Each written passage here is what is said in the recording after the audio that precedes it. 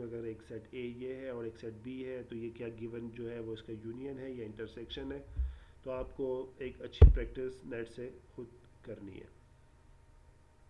और डिफरेंस क्या होता है, अगर मैं कहता हूँ ए माइनस बी, इसको ए माइनस बी भी पढ़ सकते हैं, ए स्लैश बी भी लिखा जाता है, मुख्तलिफ बुक्स में मुख्तलिफ नोटेशंस हैं। तो यानी कि आप ए के अंदर बी के सारे एलिमेंट्स को निकाल दें तो आप बोलेंगे ए माइनस बी। ये मेरे पास कुछ लॉज है, आपने नाइन्थ क्लास में या एफएससी में इन लॉज को पढ़ा होगा, इनको प्रूव किया होगा, आपके लिए बड़ा बोरिंग रहा होगा, टफ रहा होगा। बट इन लॉज की मदद से हम अपने प्रॉब्लम को बहुत सिंपल कर लेते हैं। मतलब आपके पास अगर दो सेट आ गए हैं, ए और एक और सेट है बी, ठीक है, और वो दोनों इक्वल सेट है, तो आप उसका यूनियन ले ना ले एक ही बात है। जब दो सेट्स इक्वल है तो उसका यूनियन वो सेट खुद आ सकता है। तो इसकी एग्जांपल ये है, ठीक है। इंटरसेक्शन में भी ए वो खुद आएगा, क्यूमुलेटिव है, A union B is equal to B union A, A intersection B is B intersection A. Associativity, A union B पहले ले लें और बाद में इसको ब्रैकेट को ओपन करें। तो ये सारी प्रूफ्स है। आप क्या करेंगे, एक दो चार रैंडम सेट्स लें, फिर लेफ़्ट साइड पे ये ऑपरेशन करें, देखें कि वो ए बनता है कि नहीं। तो इसकी कुछ प्रैक्टिस आपने करनी है। तो ये भी सारी प्रॉपर्टीज़ हैं। प्रॉब्लम्स जब बहुत कॉम्प्लेक्स होते हैं तो हम उनको सिंप्लीफाई करते हैं यूजिंग दीज प्रॉपर्टीज़, ठीक है। तो ये प्रूफ्स हैं दो के, मैं एग्ज़ाम में नहीं देता, बट आपकी प्रैक्टिस के लिए, थ्योरेटिकल चीज़ों को समझने के लिए प्रूफ्स से गुजरे। अगर कोई इश्यूज़ है तो फोरम पे कुछ आंसरिंग करें। D Morgan's law, one of the famous law, हम पढ़ते रहे हैं। इस पे इन लॉज की मदद से बहुत सारे प्रॉब्लम जो बहुत कॉम्प्लेक्स हो जाते हैं उनको हम सिंप्लीफाई कर देते हैं। कुछ और ऑपरेशन सेट्स के देखते हैं।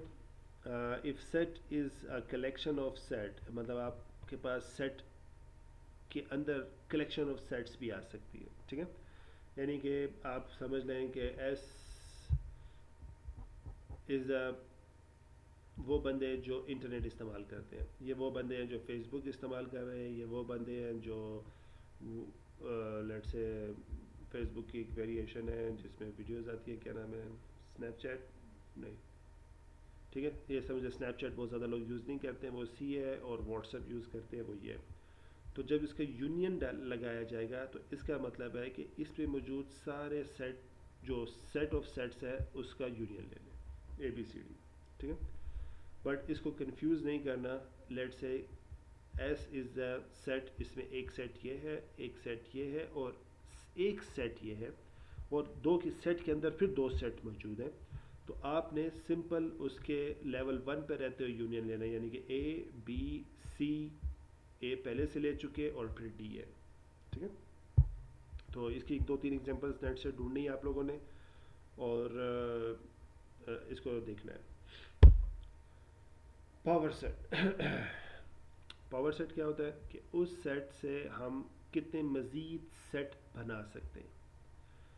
फॉर एग्जांपल अगर आपके पास एक सेट, अच्छा उसका फार्मूला क्या है, 2 raise the power S, S indicates the number of elements, इधर दो बार्स होनी चाहिए थी, ठीक है।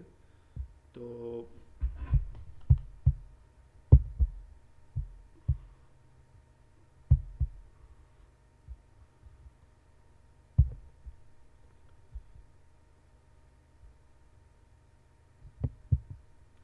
सॉरी मेरे पास स्टाइलस नहीं है, मैं लिख के दिखाता कि आप नहीं लिख पा रहा, ठीक है। तो सबसेट्स क्या होता है कि आप किसी भी सेट के मज़ीद कितने छोटे सेट्स बना सकते हैं, छोटे या उस साइज़ के। फॉर एग्जाम्पल आपके पास ए बी है, तो आप इसके 2 रेज़ द पावर 2, क्योंकि दो एलिमेंट्स है, इसमें जितने नंबर ऑफ एलिमेंट्स है वो आप ऊपर लिख देते हैं। तो फार्मूला 2 रेज़ द पावर 2। तो इसके आप 4 सेट्स बना सकते हैं, और इसमें एम्प्टी सेट इंक्लूडेड होता है, ठीक है। तो फॉर एग्जांपल मैं आपकी क्लास में से बच्चे सेलेक्ट करने हैं, और आपकी क्लास में दो बच्चे हैं, तो मेरे पास कितनी पॉसिबिलिटीज़ है। ये भी हो सकता है कि मैं एक ही बच्चा सेलेक्ट ना करूँ, ये हो सकता है कि मैं सिर्फ स्टूडेंट नंबर ए को सिलेक्ट कर लूँ, ये हो सकता है मैं स्टूडेंट नंबर बी को सिलेक्ट कर लूँ, या मैं हो सकता है स्टूडेंट नंबर ए बी को सिलेक्ट कर लूँ। तो सेट की एक और प्रॉपर्टीज़ है कि a comma b is equal to b comma a. तो ऑर्डर मैटर नहीं करता सेट में, ना रिपीटेशन मैटर करती है और ना ही ऑर्डर मैटर करता है। तो बी कोमा ए लिखा होता तब भी यही चीज़ बनती है, ठीक है।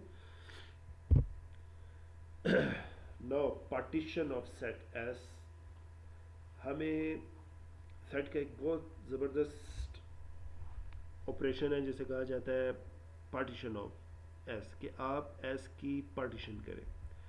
हम इसकी पार्टीशन क्यों और कब कर सकते हैं वो हम देखेंगे एक एग्जांपल आगे। बट हम करते कैसे हैं वो ये है कि पार्टीशन से ना पता चल रहा है कि हम एक बड़े सेट में से छोटे सेट्स निकालेंगे, उसकी पार्टीशन करेंगे। सिर्फ उसमें इन तीन चीज़ों का ख्याल रखना है। एक, each element of the partition is non empty. आप इस तरह नहीं कर सकते कि आप एक खाली सेट ले लें, ठीक है। Distinct members of partition are disjoint. Disjoints क्या होता है? Disjoint, two sets are said to be disjoints if their intersection is empty set. यानी कि अगर आपके पास दो सेट हैं A एंड B, तो उनका अगर इंटरसेक्शन लें और वो एम्प्टी सेट आए तो हम कहते हैं कि वो दोनों डिसजॉइंट है। तो आप जब पार्टीशन बनाएंगे तो उसमें जितने भी आप सेट्स ले रहे हैं, आपकी मर्ज़ी है जितने मर्ज़ी उसके छोटे छोटे हिस्से करें, तो किसी भी दो सेट की अंदर कोई भी सेम एलिमेंट नहीं होना चाहिए। और जब आप उस सारे सेट का यूनियन ले लें तो वो एस बन जाना चाहिए, ठीक है। फॉर एग्जांपल आपके पास सेट है ए बी सी, तो आपने एक दफ़ा ए लिया और एक दफ़ा बी सी ले लिया, is a partition of set, और देखें कि इसमें ये तीनों चीज़ें फुलफ़िल कर रही हुई है। पर ये एक पार्टीशन नहीं है। तो कोई मुझे बताएगा कि ये एक पार्टीशन क्यों नहीं है? क्योंकि क्योंकि इसको मिटा नहीं पा, क्योंकि सी जो ए इन दोनों सेट का अगर आप यूनियन लें तो वो डिसजॉइंट नहीं होता, यानी कि ए इन दोनों में कॉमन है। अब ये जो है ये भी एक पार्टीशन नहीं है। ये एक पार्टीशन क्यों नहीं है? क्योंकि इसमें एक आपने एम्प्टी सेट ले लिया। आप पार्टीशन में एम्प्टी सेट नहीं ले सकते। तो सॉरी स्पेलिंग में एग्जांपल को ठीक कर लूँगा। मुझे आप बताएं कि हम सेट पार्टीशन कब कब ले सकते हैं। कोई एक ऐसी प्रॉब्लम आप सोचें कि जिसमें सेट पार्टीशन ही प्रॉब्लम का सॉल्यूशन हो। तो आप गूगल पे जाएं, लिखें एप्लीकेशन ऑफ सेट पार्टीशन, तो हर स्टूडेंट एक पार्टीशन की एप्लीकेशन ढूंढे, ठीक है। मैं एक पार्टीशन की एग्जांपल अगर सोचूं तो बताऊं तो जैसे हर कोर्स के आखिर में आपको प्रेजेंटेशंस देनी होती हैं, और प्रेजेंटेशंस आप सोलो भी दे सकते हैं और आप ग्रुप्स में भी दे सकते हैं। तो अब आपकी पूरी क्लास जो है वो एक सेट है और प्रेजेंटेशंस टॉपिक्स जो है वो उसकी पार्टीशंस है। तो मैं लेट से 10 पार्टीशंस करना चाह रहा हूँ या 20 पार्टीशंस करना चाह रहा हूँ। एक तो ये कि हम वहाँ पे लिमिट नहीं लगाते कि आप जितनी मर्जी पार्टीशन करें। आप सोलो प्रेजेंटेशन भी दे सकते हैं, आप 2 का ग्रुप भी बना सकते हैं, आप 3 का भी बना सकते हैं। हम मैक्सिमम की लिमिट रख देते हैं कि 4 से ज़्यादा नहीं होना चाहिए। और जब आप 4th सेमेस्टर में पहुँचेंगे तो फाइनल ईयर प्रोजेक्ट के लिए भी हम ये कंडीशन लगाएंगे। तो इस प्रॉब्लम के अंदर जो ग्रुपिंग बन रही है वो बेसिकली सेट पार्टीशन है, ठीक है। फॉर एग्जांपल आप की क्लास में 3 बच्चे हैं ए बी सी, और मैं कहता हूँ आपने प्रेजेंटेशन देनी है, तो आपके पास एक ऑप्शन है कि एक सेट ए है, एक सेट बी है, एक सेट सी है। मतलब तीनों ने अलग अलग ग्रुप्स बनाए, इंडिविजुअल टॉपिक्स लिया, प्रेजेंटेशन दे दी, तो मेरी ये तीनों चीज़ें फुलफिल होगी। दूसरा ये है कि ए जो है वो सोलो देता है और बी और सी जो है वो ग्रुप बना लेते हैं, ठीक है। तब ये फॉलो हो रहा है। अब ये नहीं हो सकता कि एक ग्रुप में ए है, दूसरे ग्रुप में बी सी है और एक और ग्रुप एम्प्टी हो।